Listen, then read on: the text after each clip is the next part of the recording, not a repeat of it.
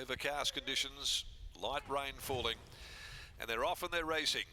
And 6 Inch Heels is amongst the first to break the line. Away well, Classic Impact from Earl it is. Battle on Battler, and driving forward deeper out next of all is Smart Shadow when they settle properly. They're being followed by Across Generations, taken hold of by Stevie Parnham, dropped it back into about 5th spot. A length and a half behind those, then Tasman Queen, then the favourite Flower of Gold, and towards the rear Sky God, back second from last in front of Prete Royal.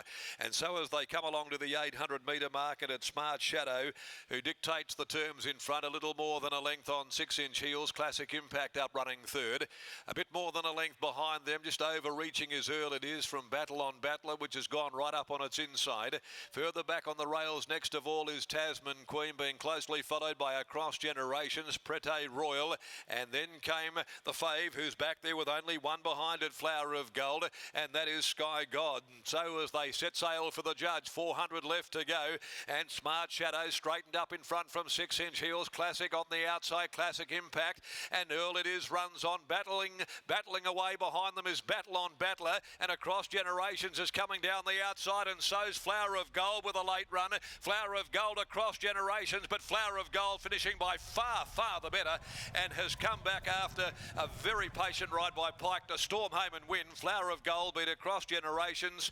Over on the inside, possibly third, Classic Impact, 6 Inch Heels, followed then by Prete Royal. Earl it is, Sky God next in. Battle on Battler gave up in the last little bit, so did Smart Shadow, and a long last is Tasman Queen. Well, it was a Flower of Gold who'd finished too well. Double today for trainer Simon Miller, right over the top of number 2 Across Generations, and 11 Classic Impact from 7 Prete Royal. 4, 2, 11 and 9. 4, 2, 11, 9 are the numbers after the running of race number 3, and a length by 1 1/4 are the margins in 1:23.43. Flower of Gold makes it back-to-back victories by Bull Point out of Indian Flower, the half-sister to the 9 times and very good winning filly and Flower of War for the same connections. Nev Boddicker and Matt Sandblom, trained by Simon Miller. We put the polish on Flower of War as well, and Willie Pike with a very patient ride by Willie out the back, and he saved it to the last minute with a big finishing run home in 35.09. Across Generations might have run a little bit of his race before they got going by Playing God. The colt out of Karatha Crossing had a bit of a bee in his bonnet before the start. Steve Parnham, Neville Parnham combining, and third placing went the way of Classic Impact by Universal Ruler from Classic Pro, trained by Mike Santich, handled by apprentice rider Amy Jo Hayes. Race 4, the Swick Mining Handicap, is over 1400. Number 4, Why Me, is the omission. Why Me, number 4, comes out of race 4. As we take you down now, we're undercover. That was pretty impressive, the final part there, with Flower of Gold into 185 at the very finish, and she didn't let her backers down, and that was a pretty cool ride by a pretty cool customer. Certainly was, Darren, and a really stylish win. Punters were confident, and it looked like Willie Pike was as well. He rode her with plenty of confidence throughout, and Simon Miller, race-to-race double, and here he is joining me now. Simon, congratulations, Flower of Gold. Gee, that's a nice win. Good win. Just apologies to Maureen Webster.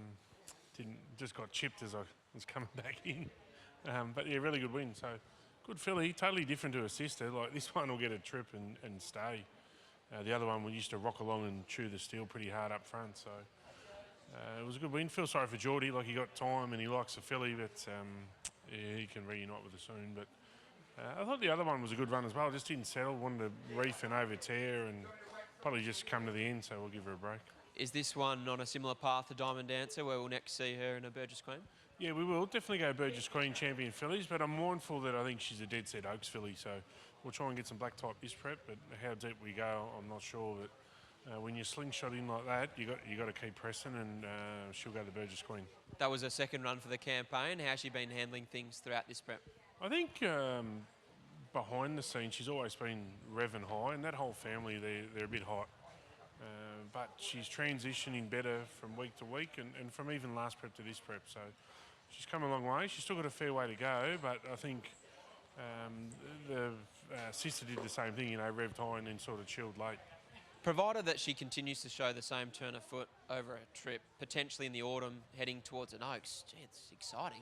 Yeah, and she's dead set, just everything suggests that she'll get that trip. So hopefully that's the case, but in the interim, we'll just aim up, try and get the Burgess Queen or a champion fillies.